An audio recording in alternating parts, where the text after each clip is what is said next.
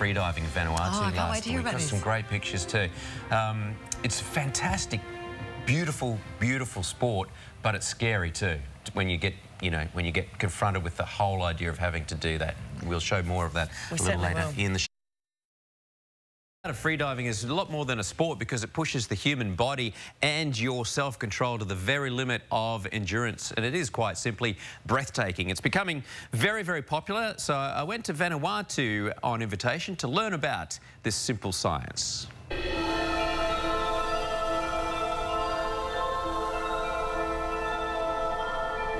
Into the abyss, Vanuatu's famous blue holes. Freediving is both liberating and terrifying. No boundaries except how far you can explore on a single breath of air. Yoga and breathing exercises instantly improve your lung capacity. You can feel the diaphragm pushing downwards. Champion Australian freediver Mike Wells, who can hold his breath for more than 8 minutes and reach depths of 90 metres, is teaching we mere mortals. It's extreme in its very essence, but it's really just an adventure that it takes you on, and you get to look inside yourself, and I think that's the real extreme part. So you have to look inside for a moment before you look outside and appreciate the blue. In just half an hour, my time underwater doubles to 3 minutes. This course has really pushed our limits already, and it's not so much about your physical improvement, it's the mental improvement and your confidence and your ability to resist that urge to breathe. And of course, that's what you need to be able to do. So, I couldn't think of a more beautiful place to attempt my first free dive to any depth. Here at the Blue Hole, we're going for 15 metres. We all make the grade, now for the real test. In 1942, the SS President Coolidge hit a mine and sank, killing 2 crew. The wreckage has become a diver's mecca, yet no one has filmed freediving here. The bow is 25 metres down, more than 80 metres at its stern. Mike's the first man to freedive to the stern of the Coolidge.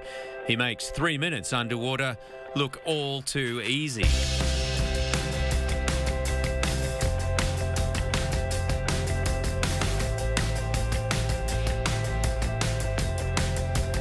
Now, my turn. You might have noticed I'm lagging behind a little bit here. I'm actually really nervous. I know that we've done the training and they tell you that your body can handle the deprivation we're about to put it through as far as oxygen is concerned. But it hurts. It really hurts. I mean, it's that impulse to breathe, and when I get that impulse to breathe, I'll be on the way down to 25 metres. Being at 25 metres, of course, means I've got to come back. Everyone else seems quite confident about it, and I'm really nervous. Time to slow my breathing and heart rate. Hold your breath and come down with me. The hardest thing is to clear the fear and trust Mike to guide me through it. At last, the wreckage emerges from the gloom and I reach the target. With just enough air to pose,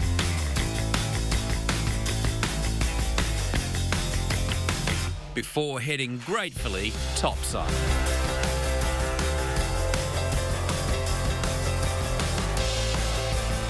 It's really good to have stretched yourself that far to find out what your limits are, and my limits are certainly well short of many people out here, but if you worked on it, you could really, really get to love that sort of experience of being down there with the fish, all on one breath of air. It's a really mind-blowing experience. You come back to the top and immediately you think, let's do it again. Wow. They must have been the longest minutes in your life, I'd imagine. Yeah, well, in a really short space of time, he had me holding my breath in a pool for over 3 minutes. Okay. And that last dive there to the wreck was about 1:10.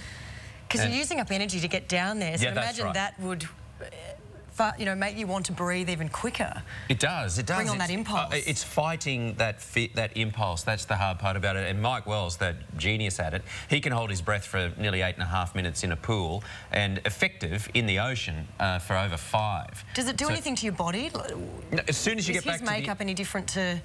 It is here. Yeah. It is mentally. Wow. He nearly goes to sleep on his way down. As you're going down, you've got to just go slowly and conserve the oxygen and just trust that you know, the impulse to breathe is one you can fight. Just out of habit. It's all very carefully monitored and everything. You're constantly under scrutiny, so there's no real danger. I was taking a lot of deep breaths during that story. It's an amazing trip, yep. And thanks to the good people at Dive Adventures. They're Australia's leading dive holiday specialist. You can check out their website at www.diveadventures.com.au. It is a wonderful thing to try in Vanuatu, of course, a magnificent place. Great adventure indeed, Cam. Well, news